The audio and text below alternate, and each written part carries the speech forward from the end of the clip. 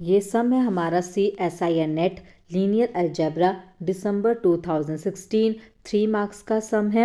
सो हमारे जो स्टेटमेंट है वो है which of the following subset of R4 is a basis of R4 है। इस सम में हमें 3 सबसेट दे रखे R4 के, हमें बताना है इनमें से कौन सा सबसेट R4 के लिए बेसिस का काम करेगा।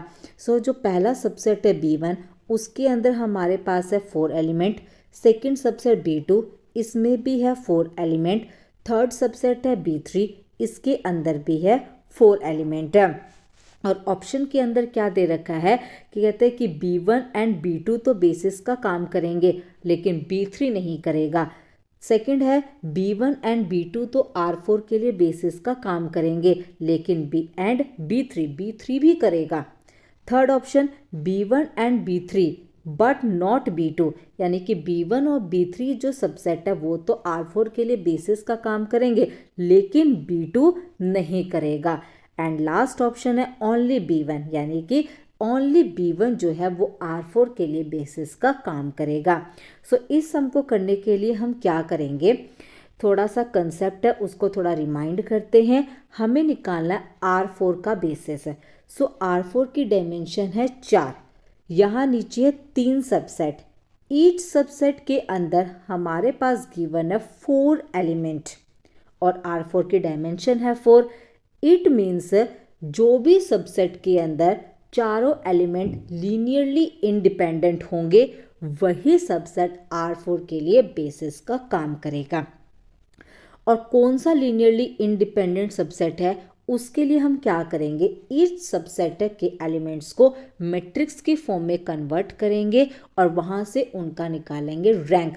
जिस भी मैट्रिक्स का रैंक 4 आएगा वही सबसेट R4 के लिए बेसिस बन जाएगा। सो स्टार्ट करते हैं हम। सबसे पहले हम बात करते हैं B1 की। सो B1 सबसेट को हम मैट्रिक्स की फॉर्म में कन्वर्ट कर रहे हैं। फर्स्ट एलिमेंट मैट्रिक्स का है first row, second element matrix का second row, third element matrix का third row and fourth element matrix का फोर्थ रो। सो इस मैट्रिक्स को अगर ध्यान से देखें B1 की मैट्रिक्स को, तो ये ऑलरेडी जो है हमारे पास रो एक्लन फॉर्म के अंदर कन्वर्टेड है। अगर ये ऑलरेडी रो एक्लन फॉर्म में कन्वर्टेड है इट मीन्स मैट्रिक्स का रैंक इसके अंदर क्या हो गया हमारे पास 4 रैंक मीन्स ये B1 किसका काम कर गया, R4 के लिए बेसिस का काम कर गया। तो 3 सबसेट में से B1 तो क्या बन गया, R4 का बेसिस। अब बात करते हैं B2 के।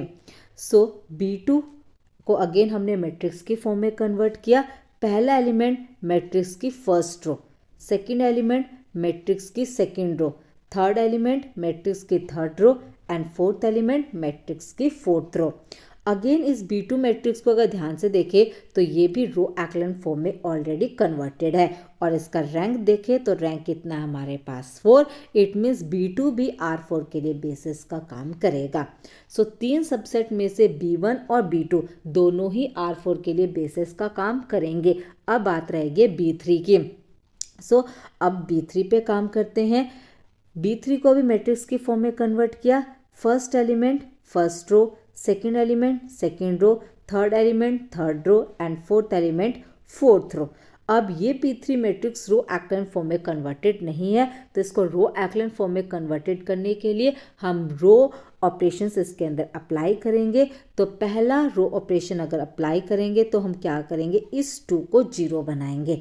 तो 0 बनाने के लिए R3 रो में चेंजेस लेकर आ रहे हैं। कैसे, R3 - 2 टाइम्स ऑफ R1, जिससे ये रो कन्वर्ट हो गए 0 - 3 0 0 के अंदर। अब अगेन इस -5 को 0 में कन्वर्ट करेंगे। इसके लिए R4 रो में चेंजेस लेकर आएंगे। कैसे, R4 + 5 टाइम्स ऑफ R1, जिससे ये रो कन्वर्ट हो गए 0 15 0 0 के अंदर। अब हम क्या कर रहे हैं, ये जो 15 है इसको 0 बना रहे हैं। इसके लिए R4 रो के अंदर चेंजेस लेकर आएंगे। कैसे, R4 + 5 टाइम्स ऑफ R3, जिससे ये फोर्थ रो बन गई 0 0 0 0। अब B3 मैट्रिक्स के अंदर फोर्थ रो कंप्लीटली 0 है। इट मीन्स मैट्रिक्स का रैंक 4 कभी नहीं होगा। It means B3 subset R4 के लिए बेसिस का काम कभी नहीं करेगी। इसको अगर प्रॉपर फिर भी रो एक्लन फॉर्म में कन्वर्ट करना है तो हमने क्या किया, जस्ट R2 और R3 रो को इंटरचेंज कर दिया, जिससे ये फाइनल ये मैट्रिक्स बनी और ये रो एक्लन फॉर्म में कन्वर्टेड है। एंड जो रैंक है B3 मैट्रिक्स का वो आया हमारे पास 3, जिसकी वजह से B3 is not a basis of R4 है। सो ये जो R4 के लिए जो बेसिस का काम करा ओनली B1 सबसेट और B2 सबसेट ने, ना कि B3 ने। सो देखते हैं कौन सा ऑप्शन इसके अंदर सेट होता है। फर्स्ट था B1 and B2 but not B3, exactly right है। And second B1 and B2 and B3, लेकिन B3 तो नहीं है तो ऑप्शन बी डिस्कार्ड हो गया। Third B1 and B3 but not B2, B3 तो नहीं कर रहा तो ऑप्शन सी डिस्कार्ड हो गया। ओनली B1 नहीं B2 भी कर रहा है तो ऑप्शन डी भी डिस्कार्ड हो गया। सो इस सम के अंदर एक ही ऑप्शन करेक्ट है और वो ऑप्शन ए है। वैसे भी 3 मार्क्स का सम था, एक ही ऑप्शन करेक्ट होना था। सो इसका करेक्ट ऑप्शन है ऑप्शन ए।